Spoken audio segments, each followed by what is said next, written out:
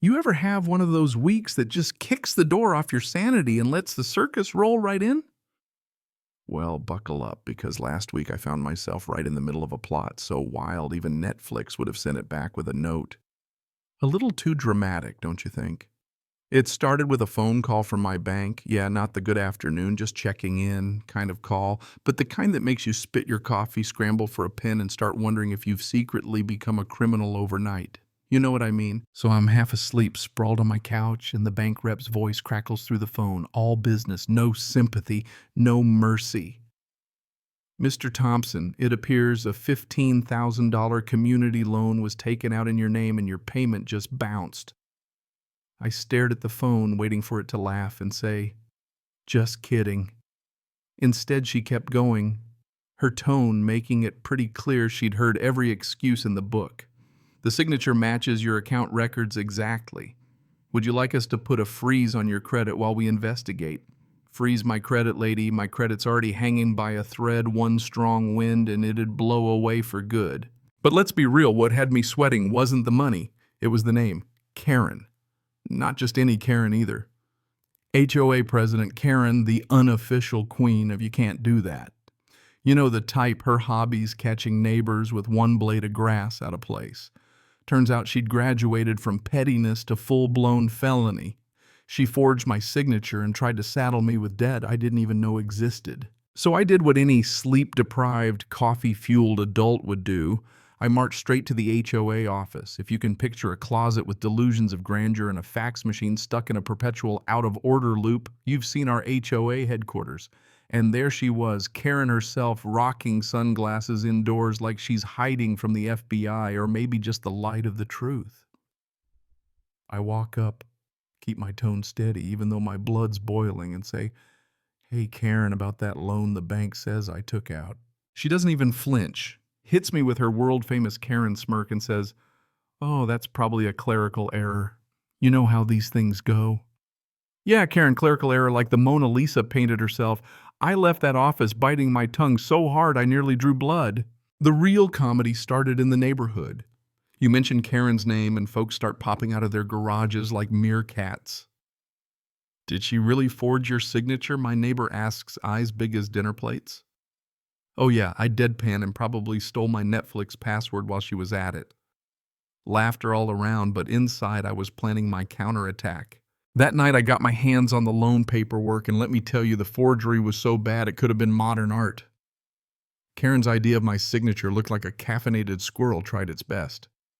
Letters jagged, my S twisted like a pretzel, and the date. It looked like Egyptian hieroglyphics. So I snapped pictures, emailed them to the bank, and got ready for battle. Next morning, I find Karen loitering by my mailbox. No mail, just malice. She's glaring at me like I crashed her birthday party. I just waved. "Good morning, Karen." She stared, probably trying to curse me telepathically. By this point, the whole street's whispering, trading Karen horror stories like baseball cards, and I'm suddenly the unlikely hero just for surviving the madness. But Karen, she doesn't back down, she doubles down. Soon after, I get an email so packed with exclamation marks my phone buzzed twice as hard. She's demanding I apologize to the community for misunderstanding her intentions. I nearly spit out my coffee.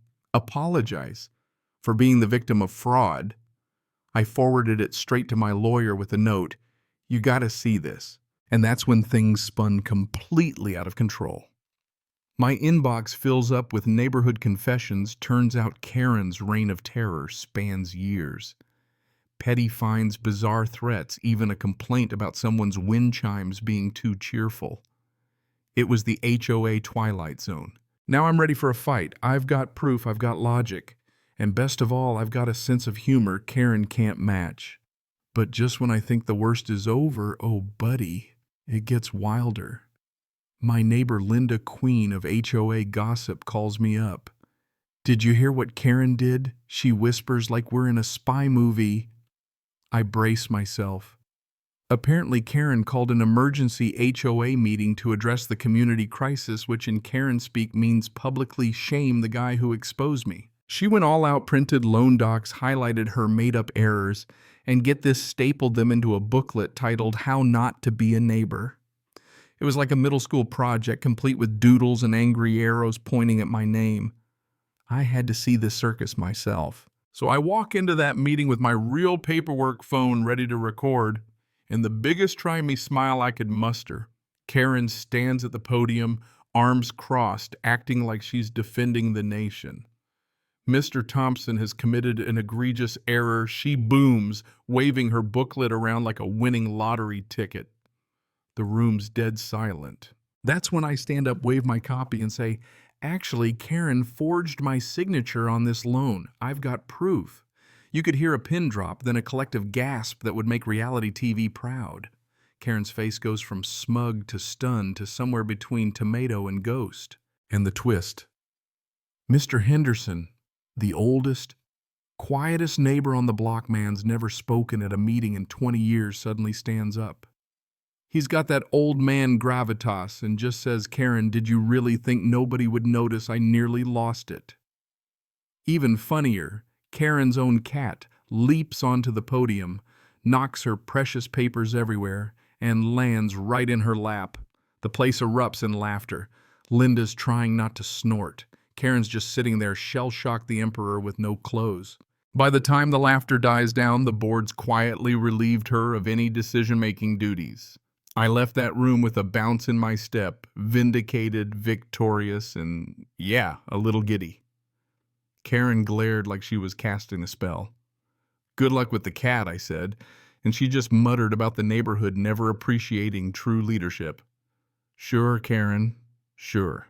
But just when you think the credits are rolling, there's a sequel. Another call from the bank. Karen tried to pull the same loan stunt on someone else. This lady was relentless.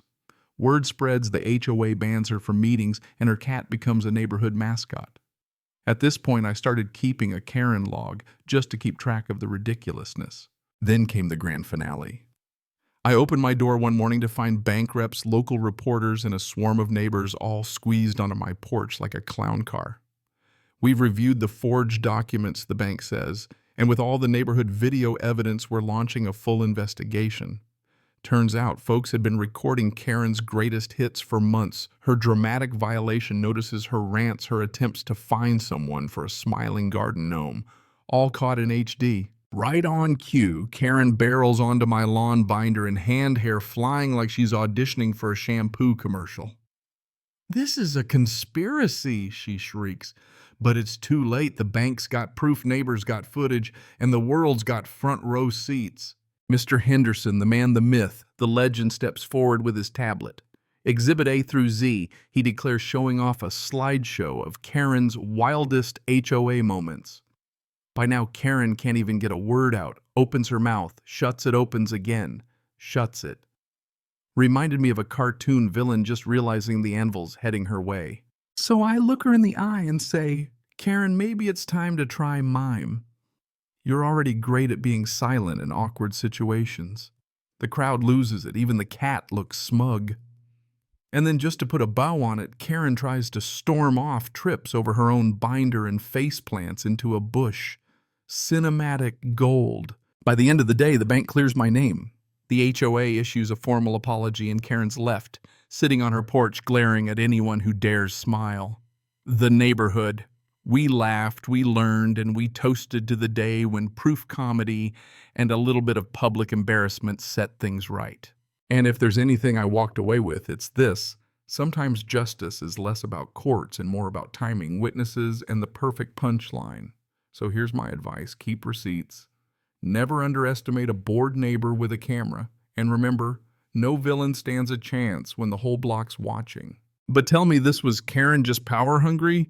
Or is there a little Karen lurking in every HOA board? Drop your thoughts below, share your wildest HOA stories, and let's see whose neighborhood takes the crazy cake. If you enjoyed the chaos, hit subscribe and ring the bell. There's plenty more drama where that came from. I'll see you in the next round of Neighborhood Madness.